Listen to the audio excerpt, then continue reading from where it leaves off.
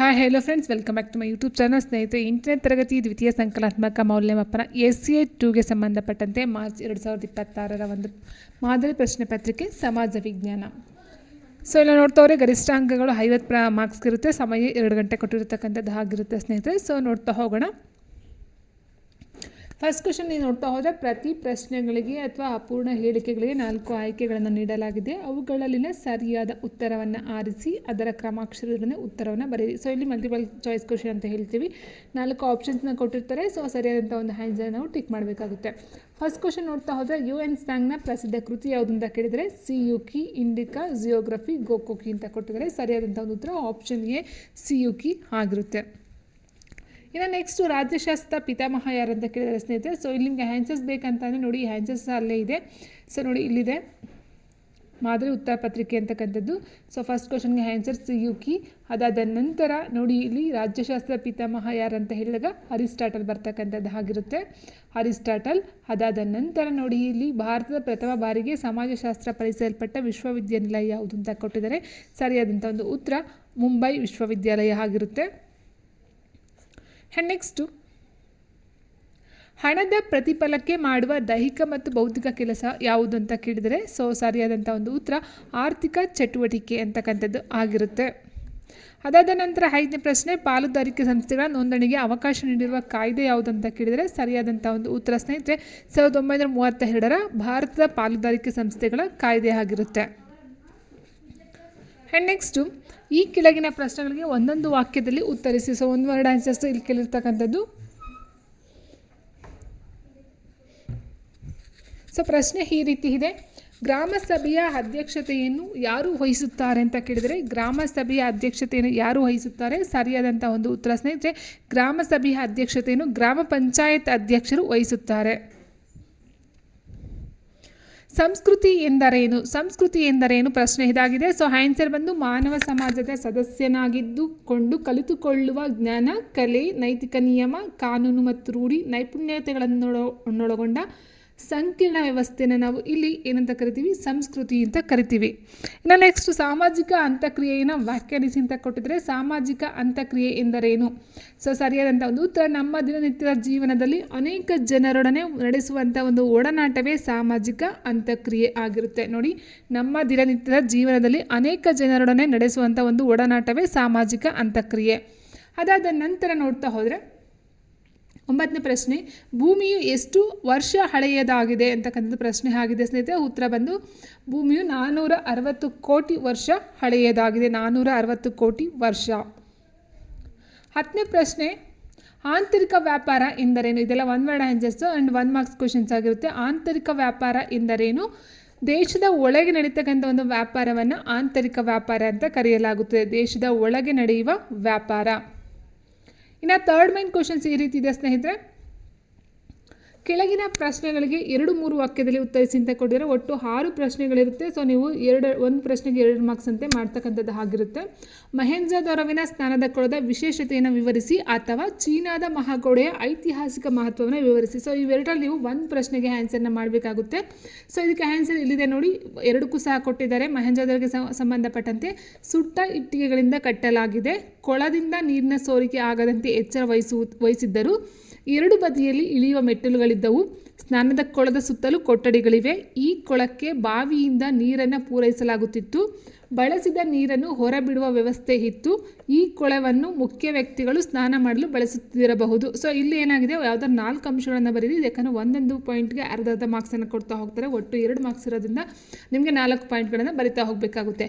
ಅಥವಾ ಅಂತ ಮತ್ತೊಂದು ಪ್ರಶ್ನೆ ಏನು ಕೊಟ್ಟಿದ್ರು, ಸೊ ಅದಕ್ಕೂ ಅಷ್ಟೇ ಆನ್ಸರ್ ಇದೆ ನೋಡಿ. ಚೀನಾ ಹಲವು ಸಣ್ಣ ಪುಟ್ಟ ಸಂಸ್ಥಾನಗಳನ್ನು ಒಳಗೊಂಡಿತ್ತು, ನಂತರ ಎಲ್ಲವನ್ನು ಸೇರಿ 7 ದೊಡ್ಡ ರಾಜ್ಯಗಳನ್ನು ನಿರ್ಮಿಸಲಾಯಿತು. ಸೊ ಇಲ್ಲೂ ಅಷ್ಟೇ 4 ಆನ್ಸರ್ಸ್ನ ನೀವು ಬರೀಬೇಕಾಗುತ್ತೆ. ಆ್ಯಂಡ್ ನೆಕ್ಸ್ಟು, ರಾಜ್ಯದ ರಕ್ಷಣೆಗೆ ಗಡಿಯುದ್ದಕ್ಕೂ ಸ್ವತಂತ್ರವಾದ ಗೋಡೆಗಳನ್ನು ನಿರ್ಮಿಸಲಾಯಿತು, ಉತ್ತರ ಭಾಗದಿಂದ ಮಾಡುತ್ತಿದ್ದ ದಾಳಿ ತಡೆಯಲು ನಿರ್ಮಿಸಲಾಯಿತು, ಮಹಾಗೋಡೆಯನ್ನು 7ನೇ ಶತಮಾನದಲ್ಲಿ ಕಟ್ಟಲು ಪ್ರಾರಂಭಿಸಲಾಯಿತು. ಆ್ಯಂಡ್ ನೆಕ್ಸ್ಟ್, ಶಾಸಪು ಅಂತ ಏನು ಕೊಟ್ಟಿದ್ರು 16ನೇ ಶತಮಾನದವರೆಗೂ ಕಟ್ಟಲಾಯಿತು, ಗೋಡೆಯ ಉದ್ದ 5000 ಕಿಲೋಮೀಟರು, ಜಗತ್ತಿನ ವಿಸ್ಮಯಗಳಲ್ಲಿ ಇದು ಸಹ ಒಂದು. ಸೊ ನೀವು 4 ಪಾಯಿಂಟ್ ಬರ 2 ಮಾರ್ಕ್ಸ್ನ ಕೊಡ್ತಾರೆ ಸ್ನೇಹಿತರೆ. ಇನ್ನು ನೆಕ್ಸ್ಟು 12ನೇ ಕ್ವಶನು, ಬುದ್ಧನು ಬೋಧಿಸಿದ ಆರ್ಯ ಸತ್ಯಗಳು ಯಾವುವು ಅಥವಾ ಸನಾತನ ಧರ್ಮದ ವಿಶೇಷತೆಗಳನ್ನು? ಇವೆರಡಲ್ಲೂ ಸಹ 1 ಕ್ವಶನ್ ನೀವು ಅಟೆಂಡ್ ಮಾಡಬೇಕಾಗುತ್ತೆ. 2 ಮಾರ್ಕ್ಸ್ಗೂ ಅಷ್ಟೇ ಇದು ಸಹ ಸ್ನೇಹಿತರೆ. ನೋಡಿ ಆನ್ಸರ್ ಇಲ್ಲಿದೆ, ಲೋಕವೆಲ್ಲ ದುಃಖ ಹಾಗೂ ನೋವಿನಿಂದ ಕೂಡಿದೆ. ಆಸೆಯೇ ದುಃಖಕ್ಕೆ ಮೂಲ ಕಾರಣ. ಅತಿಯಾದ ಆಸೆಯಿಂದ ಬಿಡುಗಡೆ ಪಡೆದಾಗಲೇ ನೆಮ್ಮದಿ ಬದುಕಲು ಸಾಧ್ಯ. ಅಷ್ಟಾಂಗ ಮಾರ್ಗದ ಅನುಸರಣೆಯಿಂದ ಆಸೆಯಿಂದ ವಿಮುಕ್ತಿ ಸಾಧ್ಯ ಅಂತಕ್ಕಂಥ 4 ಪಾಯಿಂಟ್ ತೊಗೊಂಡ್ರೆ ನೀವು 2 ಮಾರ್ಕ್ಸ್ ಕೊಡ್ತಾರೆ. ಅಥವಾ ಸನಾತನ ಧರ್ಮದ ವಿಶೇಷತೆ ಅಂತ ತಗೊಂಡಾಗ ಎಲ್ಲರೂ ಸುಖಿಗಳಾಗಿರಲಿ, ಎಲ್ಲರೂ ರೋಗಗಳ ಚಿಂತನೆಗಳಿಂದ ಮುಕ್ತರಾಗಿರಲಿ, ಎಲ್ಲರೂ ಶುಭವನ್ನೇ ಕಾಣುವಂತಾಗಲಿ, ಯಾರೂ ದುಃಖಿತರಾಗದೆ ಇರಲಿ. ಈ 4 ಅಂಶಗಳು ತೊಗೊಂಡು ನೀವು 2 ಮಾರ್ಕ್ಸ್ ಕೊಡ್ತಕ್ಕಂಥದ್ದು ಆಗಿರುತ್ತೆ. ನೆಕ್ಸ್ಟ್, ಪೌರನಾದವನು ಒಂದು ದೇಶದ ಸದಸ್ಯ ಪ್ರಜೆಯಾಗಿ ಹಲವಾರು ಕರ್ತವ್ಯಗಳನ್ನು ನಿರ್ವಹಿಸುತ್ತಾನೆ. ಈ ಹೇಳಿಕೆಯನ್ನು ಸಮರ್ಥಿಸಿ ಅಂತ ಕೊಟ್ಟಿದ್ದಾರೆ. ಸೊ ಇಲ್ಲಿ ಆನ್ಸರ್ ನೋಡ್ತಾ ಹೋದರೆ ಪೌರನ ಕರ್ತವ್ಯಗಳು ಯಾವ್ದಾವ್ದು ಬರುತ್ತೆ ಅಂತ ಸ್ನೇಹಿತರೆ ಇಲ್ಲೂ ಅಷ್ಟೇ 2 ಮಾರ್ಕ್ಸ್ ಇರೋದ್ರಿಂದ 4 ಪಾಯಿಂಟನ್ನು ಬರೀಬೇಕಾಗುತ್ತೆ. ಒಬ್ಬ ವ್ಯಕ್ತಿ ಅಥವಾ ಪೌರನ ಕರ್ತವ್ಯಗಳು ಯಾವ್ದಾವುದು, ಸಂವಿಧಾನವನ್ನು ಪಾಲಿಸುವುದು 1 ಪಾಯಿಂಟು, ರಾಷ್ಟ್ರಗೀತೆ ಮತ್ತು ರಾಷ್ಟ್ರಧ್ವಜವನ್ನು ಗೌರವಿಸ್ತಕ್ಕಂಥದ್ದಾಗಿದೆ. ಒಟ್ಟು ನಾವು 11 ಕರ್ತವ್ಯಗಳನ್ನು ನೋಡ್ತಾ ಹೋಗ್ತೀವಿ ಸ್ನೇಹಿತರೆ. ಸ್ವತಂತ್ರ ಹೋರಾಟಗಾರರ ಆದರ್ಶ ಪಾಲಿಸುವುದು, ಭಾರತ ಸಾರ್ವಭೌಮತೆ ಮತ್ತು ಅಖಂಡತೆ ಎತ್ತಿ ಹಿಡಿಯುವುದು, ದೇಶದ ಸೇವೆಗೆ ಸಿದ್ಧರಾಗಿರುವುದು, ದೇಶ ರಕ್ಷಿಸುವುದು, ದೇಶದ ಸ್ವತ್ತನ್ನು ಕಾಪಾಡುವುದಾಗಿರ್ಬೋದು, ಅಹಿಂಸಾ ನೀತಿಯನ್ನು ಅನುಸರಿಸ್ತಕ್ಕಂಥದ್ದಾಗಿರ್ಬೋದು. ಒಟ್ಟು 4 ಪಾಯಿಂಟನ್ನು ನೀವು ಬರೀಬೇಕಾಗುತ್ತೆ 2 ಮಾರ್ಕ್ಸ್ಗೆ.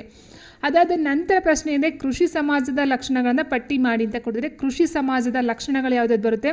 ಬೇಸಾಯವನ್ನು ಅವಲಂಬಿಸಿ ಬದುಕುವ ಸಮಾಜ ಒಂದು, ಕೃಷಿ ಉತ್ಪನ್ನಗಳೇ ಜೀವನಾಧಾರ, ಒಂದೇ ಕಡೆ ನೆಲೆಸಿರುತ್ತಾರೆ, ಕೃಷಿಯೊಂದಿಗೆ ಇತರ ಕಾರ್ಯಗಳಲ್ಲಿ ತೊಡಗಿಸಿಕೊಳ್ಳುವರು, ವಿವಿಧ ರೀತಿಯ ಕೌಶಲ್ಯವನ್ನು ಹೊಂದಿರುತ್ತಾರೆ. ಓಕೆ, ಸೊ ಇಷ್ಟು ಆನ್ಸರ್ ಬರುತ್ತೆ.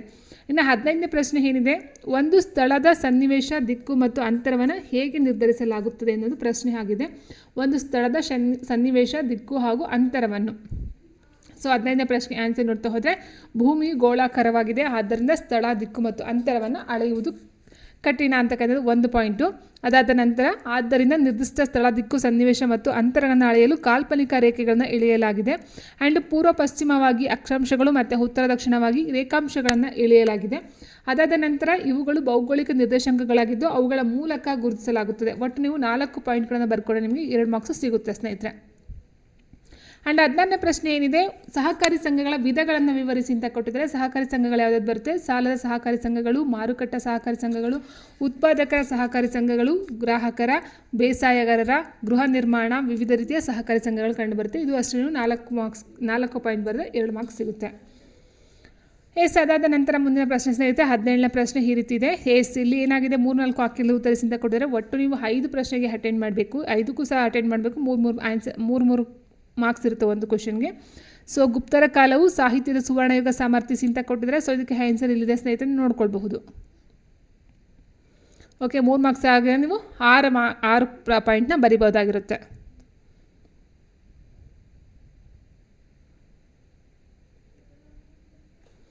ಆ್ಯಂಡ್ 18ನೇ ಪ್ರಶ್ನೆ ನೋಡ್ತಾ ಹೋದರೆ, ಚೋಳರ ಗ್ರಾಮಾಡಳಿತದ ಪ್ರಮುಖ ಲಕ್ಷಣಗಳನ್ನು ವಿವರಿಸಿ ಅಂತ ಕೊಟ್ಟಿದ್ದಾರೆ. ಸೊ ಚೋಳರಿಗೂ ಸಹ ಸಂಬಂಧಪಟ್ಟಂತೆ ಅಷ್ಟೇ ನೀವು 6 ಪಾಯಿಂಟನ್ನು ಬರೀಬೇಕಾಗುತ್ತೆ.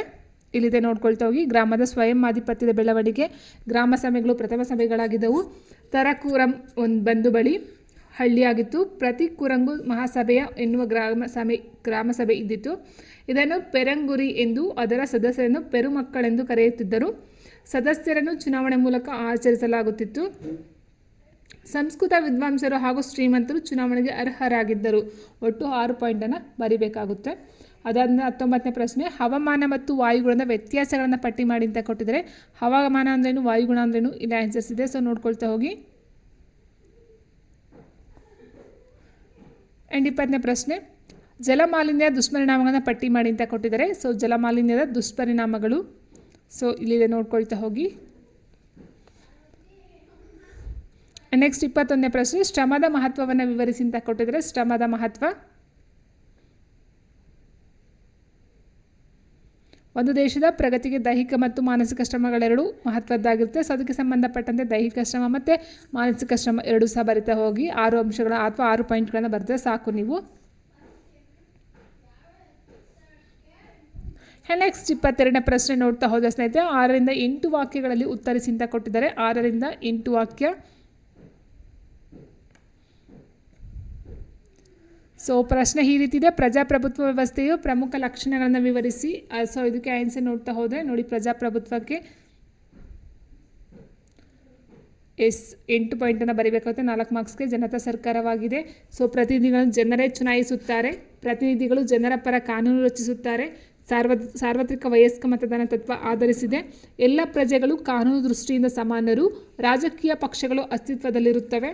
ಸೊ ಜನರ ಸರ್ವತೋಮುಖ ಅಭಿವೃದ್ಧಿಗೆ ವಿಶೇಷ ಗಮನವನ್ನು ಹರಿಸುತ್ತದೆ. ಸೊ ಈ ರೀತಿ ನೋಡ್ಕೊಳ್ತಾ ಹೋಗಿ ಸ್ನೇಹಿತರೆ, ಒಟ್ಟು ನೀವು 4 ಮಾರ್ಕ್ಸ್ಗೆ 8 ಪಾಯಿಂಟನ್ನು ಬರೀಬೇಕಾಗುತ್ತೆ. ಅದಾದ ನಂತರ 23ನೇ ಕ್ವಶನ್ ಏನಿದೆ, ಸಾಗರದ ಉಬ್ಬರವಿಳಿತಗಳು ಮಾನವನ ಜೀವನಕ್ಕೆ ಸಹಕಾರಿಯಾಗಿವೆ, ಸಮರ್ಥಿಸಿ ಅಂತ ಕೊಟ್ಟಿದ್ದಾರೆ. ಸೊ ಇದಕ್ಕೆ ಆನ್ಸರ್ ಇಲ್ಲಿದೆ.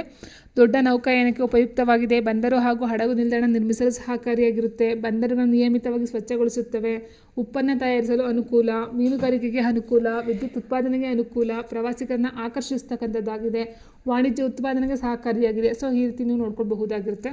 ಆ್ಯಂಡ್ ಲಾಸ್ಟ್ ನೋಡ್ತಾ ಹೋದರೆ ಭಾರತದ ನಕ್ಷೆಯನ್ನು ಬರೆದು ಈ ಕೆಳಗಿನ ಸ್ಥಳಗಳನ್ನು ಗುರುತಿಸಿಂತ ಕೊಟ್ಟಿದ್ದಾರೆ. ತಲಕಾಡು, ಅಜಂತಾ, ಕಂಚಿ, ಹಿಮಾಲಯ ಪರ್ವತ ಶ್ರೇಣಿ ಇಷ್ಟನ್ನು ನೀವು ಗುರುತಿಸಬೇಕಾಗುತ್ತೆ ಸ್ನೇಹಿತರೆ. ಸೊ ಇಲ್ಲಿ ಕೊಟ್ಟಿದ್ದಾರೆ ನೋಡಿ, ಇಲ್ಲಿದೆ. ಸೊ ತಲಕಾಡು ಇಲ್ಲಿದೆ, ಕಂಚಿ ಇಲ್ಲಿದೆ, ಅಜಂತಾ ಕೊಟ್ಟಿದ್ದಾರೆ. ಸೊ ಅದಾದ ನಂತರ ಪರ್ವತ, ಹಿಮಾಲಯ ಪರ್ವತದ ಶ್ರೇಣಿ ಏನಿದೆಯೋ ಸೊ ಇಲ್ಲಿ ಏನು ಟಿಕ್ ಮಾಡಿದಾರೋ ಇದು, ಸೊ ಇದು ಹಿಮಾಲಯ ಪರ್ವತ ಶ್ರೇಣಿ ಕಂಡು ಬರ್ತಕ್ಕಂಥದ್ದು ಆಗಿರುತ್ತೆ.